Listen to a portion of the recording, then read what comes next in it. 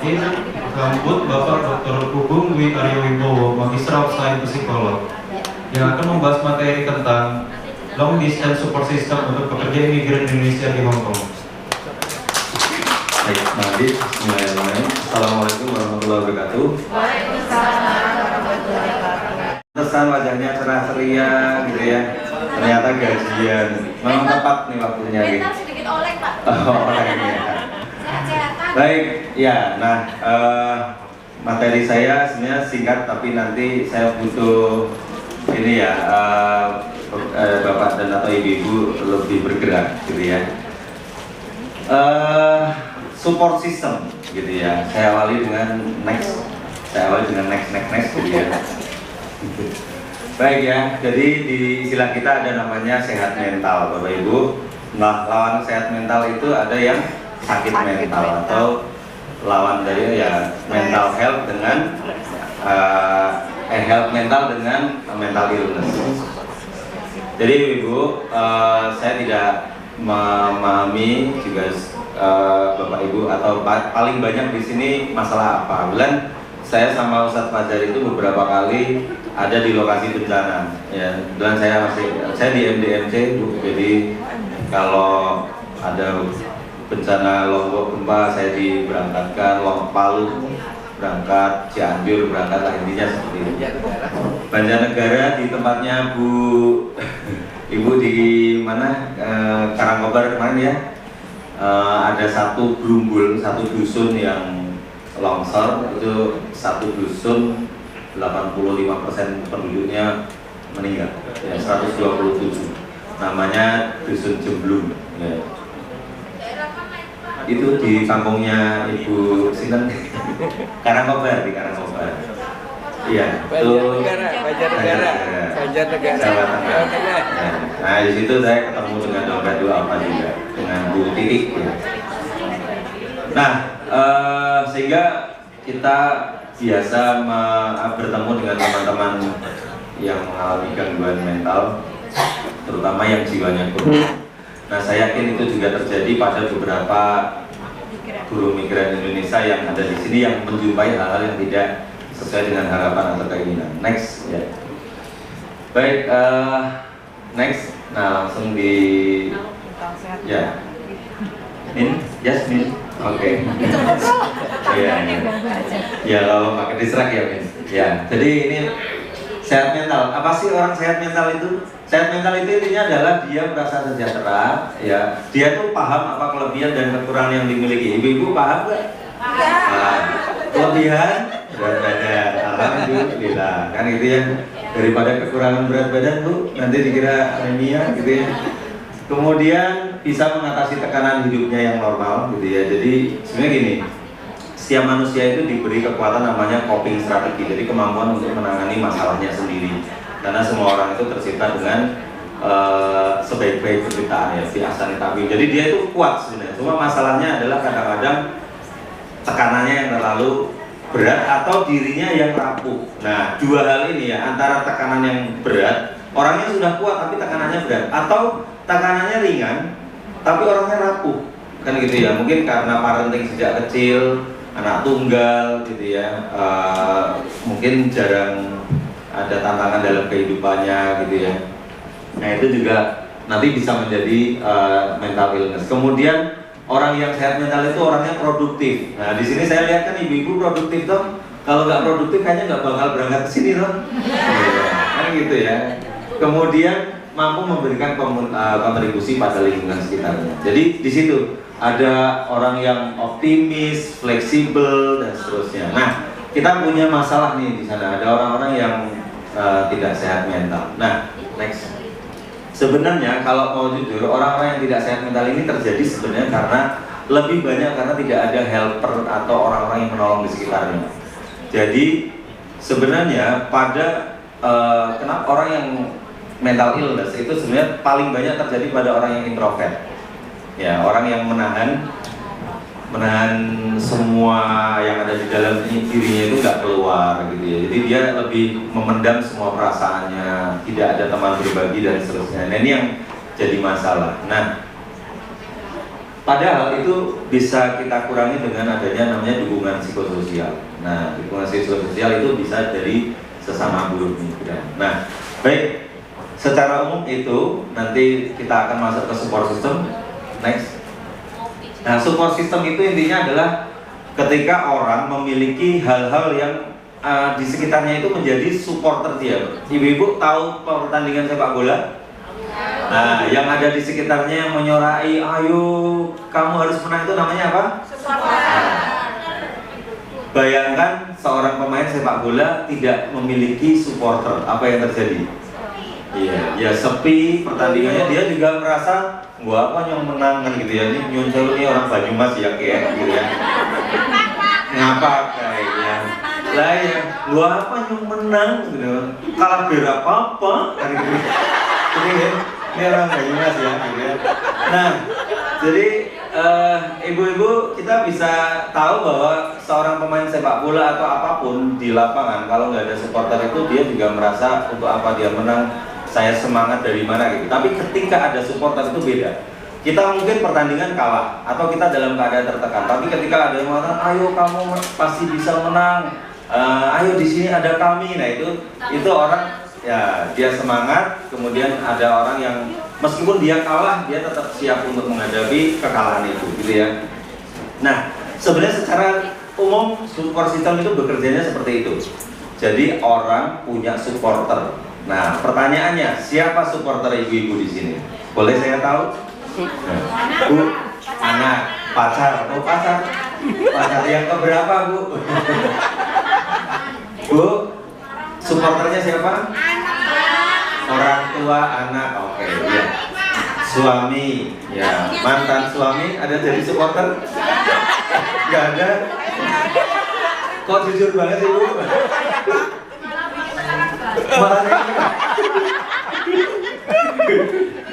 Ya baik, yang bikin supporter lah suaminya orang ya. Oke, next ya. Tapi betul ya, keluarga, ya, ayah, ibu, kakak, adik yang senantiasa kita video call dan seterusnya. Sahabat, kemudian terutama sahabat yang tidak toksik ya. Tahu ibu toksik itu apa? Racun. Waduh, itu sering ya Bu ya. Oke, intinya gini. Ada 4 bentuk support ya, dukungan. Pertama adalah ini yang paling penting ya menurut saya. Ada orang yang membuat dia itu bisa ekspresif gitu ya. Mau nangis ada yang menampung ya ketika dia itu bercerita. Nangis dewek Bu. Nah kalau nangis dewek Bu, siapkan whiteboard. Ini Nyun Sewu, saya kan dari tim psikologi itu ada namanya di psikologi namanya katarsis. Itu kita nangani beberapa teman-teman yang bermasalah dengan keluarganya, itu disediakan whiteboard yang luas, terus dia disuruh nulis apapun sambil mohon maaf dalam kata kami namanya misuh-misuh pirsong ya. Misuh-misuh itu mencaci maki orang yang dia benci. Jadi di situ ditulis nama-nama hewan yang jauh ya. Iya, itu nama-nama ibu Ngangsu, Mbah Siman gitu ya. Celengan gitu ya. Pokoknya itu ditulis ya. Itu nama-nama hewan itu ditulis besar sambil miso-miso dan menyebutkan nama orang-orang yang dia benci, yang dia dendam, itu sambil dia teriak-teriak tapi kita dampingi. Gitu ya, biar dia tidak berlebihan. Nah, ya. Bu, di situ ada tembok. Tapi ini saya izin Bu Indah ya gitu. Bisa pakai berbuka. Nah itu katarsis. Nah tapi akan lebih baik lagi kalau ada helper.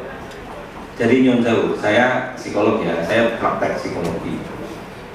Saya tahu kapan orang ada insight di bagian akhir dari konseling dan tidak.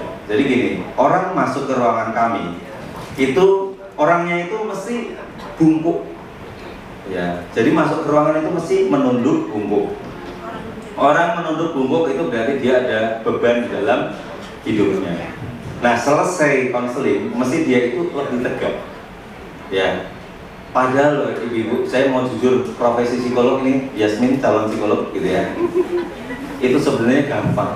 Tugas kita itu cuma, oh begitu ya Bu, lalu gitu aja, oh, jadi dia contoh, jadi suami saya itu Pak, gitu ya. Oh kita coba bilang, oh, lajeng pripun, oh, makaten Bu, terus bapak pripun, gitu aja. Terus mau OA gitu. Terakhir, sekarang perasaan ibu gimana? Saya seneng Pak, alhamdulillah sudah berkurang beban saya. Nah, terus dibayar. Itu profesi psikolog ya. Ya, makanya besok masuk psikologi. Tapi yang kan dan solusi Bapak. Iya loh, betul. Kita sebenarnya akan memberi solusi bagi mereka yang tidak tahu jalan keluarnya. Maka sebenarnya kalau Bapak Ibu tahu, sebenarnya semua orang, kan tadi saya bilang, semua orang punya namanya strategi coping. Cara menyelesaikan masalahnya dia yang paling tahu, iya kan? Saya orang yang nggak tahu, dia kecuali masalah keuangan sama Pak Darmawan ya.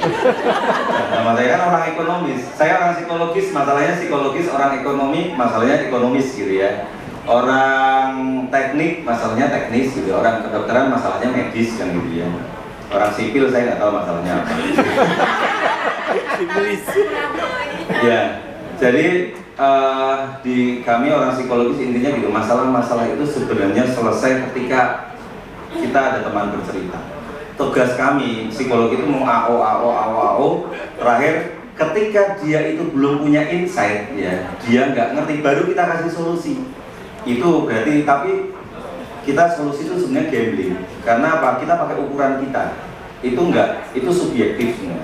Tapi yang paling tepat adalah menggunakan ukuran orang yang konseling gitu. Jadi ketika kita akan selalu ada pertanyaan gini ya, kuncinya. Terus apa yang sudah ibu lakukan? Ya saya akhirnya mengalihkan perhatian dengan cara masak. Nah itu bagus Bu. Terus apa lagi? Terus saya sekarang olahraga Pak, ikut klub senam. Nah itu bagus. Itu udah ketemu solusinya sendiri. Nah tugas kami hanya mengatakan itu bagus, lanjutkan saja. Benar, itu kerjaan psikologi. Dan setelah itu kita dibayar. Nah makanya sekarang gini, karena ibu jauh dari konselor ataupun psikolog, sekarang kita ciptakan di lingkungan teman-teman BM ini orang-orang yang siap mengatakan itu aja, mau AO. Terus ketika dia sudah bilang saya sudah melakukan ini, tinggal kita bilang jos, itu udah bagus, lakukan saja. Nanti kalau bilang kok cuma AO. Ya itu AO itu anggur orang tua. Ya intinya yang penting dukungan emosionalnya terpenuhi. Karena nggak semua konseling itu sekali sesi, ada yang 2 sampai 5 kali sesi. Yang kelima itu nangis gerung-gerung gitu ya. Sampai pernah saya satu konseling, kan satu konseling itu 50 sampai 60 menit. Itu nangisnya 45 menit. Itu sangat membantu kami, Bu. Karena saya cukup menyediakan tisu, monggo Bu, tisu, terus air mineral, monggo minum dulu. Saya tungguin, masih nangis, gitu ya. Terakhir sudah Bu, sekarang udah longgar. Sekarang sudah longgar. Setelah nangis gimana perasaannya? Saya sudah tenang, alhamdulillah. Bayaran kerjanya Siti. Iya, Masya Allah Yasmin, itu kerjaanmu besok. Jadi itu tugas kita adalah menampung keluh kesah, kemudian katarsis tadi ya, keinginan seorang untuk mengeluarkan unek-uneknya dia. Kemudian dukungan perhargaan. Sebenarnya gini, ibu-ibu punya Instagram, TikTok, Facebook. Oke. Ketika posting, apa yang bikin ibu-ibu senang? Jarang posting. Apa? Jarang posting bagus, berarti ibu-ibu sehat. Saya mau mengatakan, oh iya.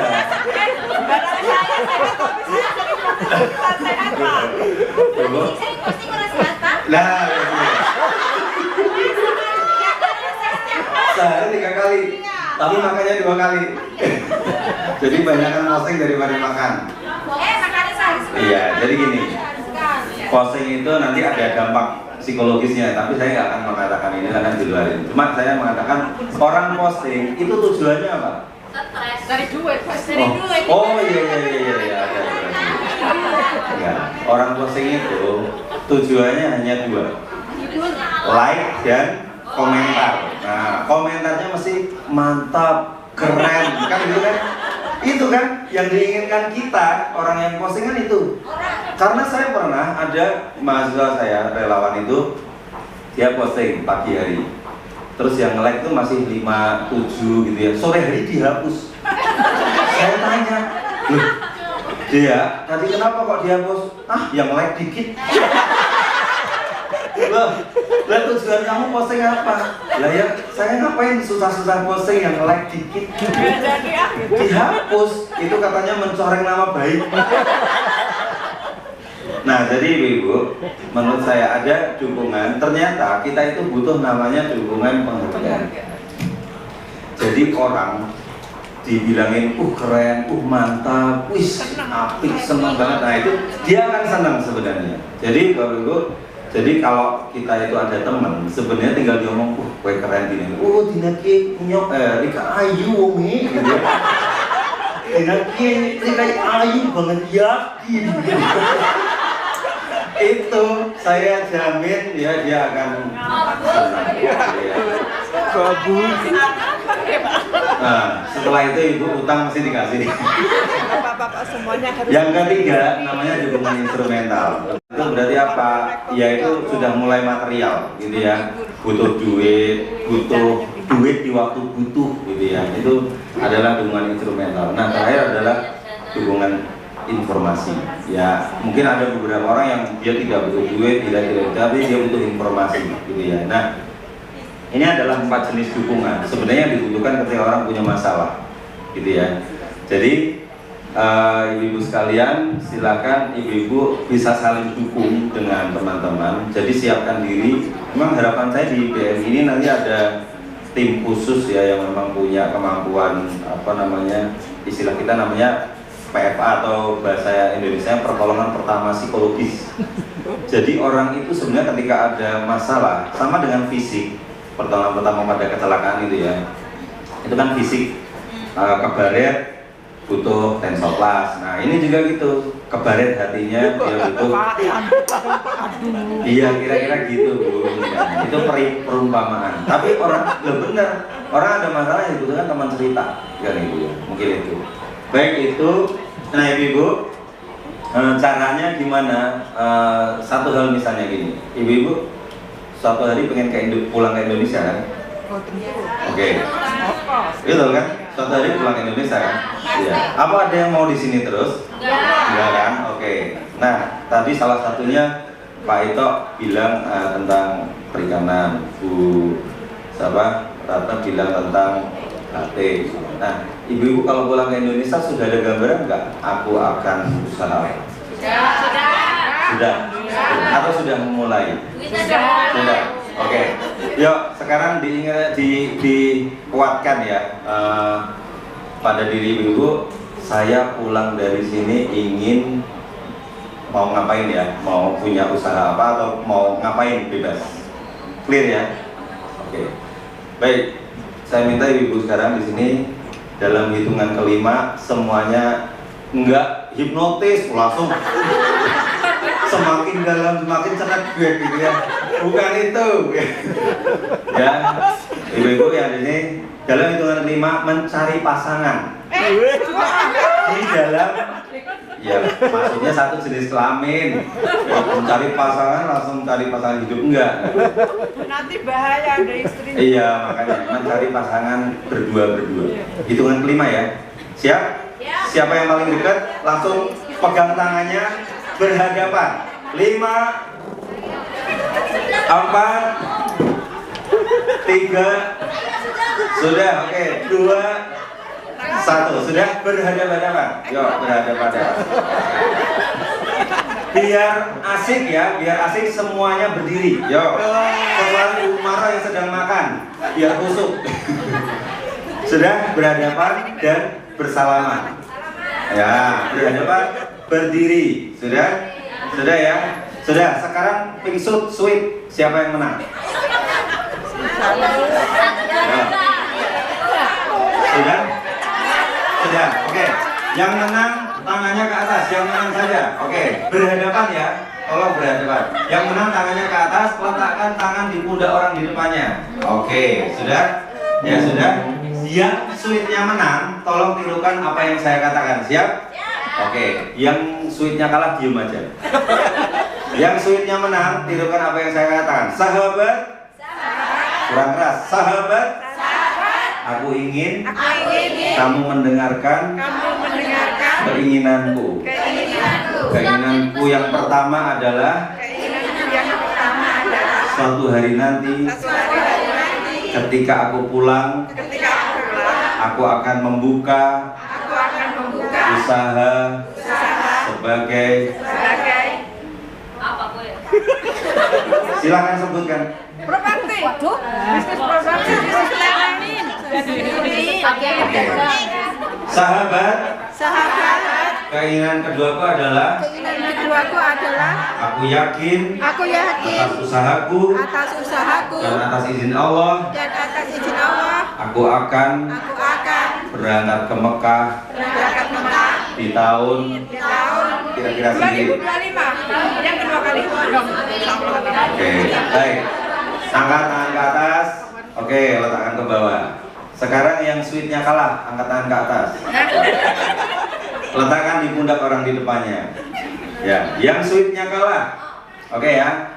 Tirukan apa yang saya katakan. Sahabat, aku telah mendengarkan apa yang menjadi keinginanmu. Aku mendoakannya. Aku mengamininya. Sekarang gantian ya. Aku ingin kamu mendengarkan apa yang menjadi keinginanku.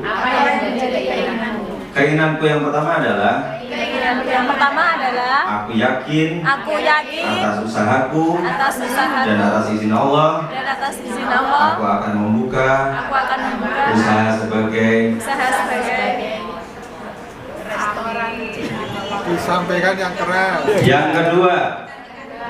kedua, aku yakin atas izin Allah dan atas usahaku, aku akan berangkat ke Mekah di tahun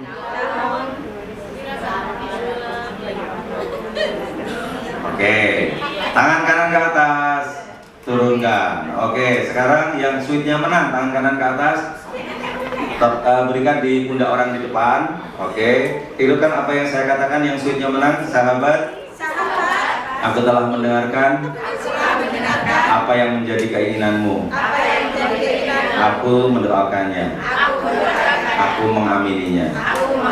Sahabat, kita berada di negara ini adalah untuk bekerja, untuk beribadah. Sahabat, ingatkan, seandainya aku ada kekhilafan, kamu aku izinkan untuk mengingatkanku. Aku janji, aku tidak akan marah. Sahabat, sakitmu adalah sakitku, bahagiamu adalah bahagiaku. Aku, kamu, sahabat sejati. Berpelukan.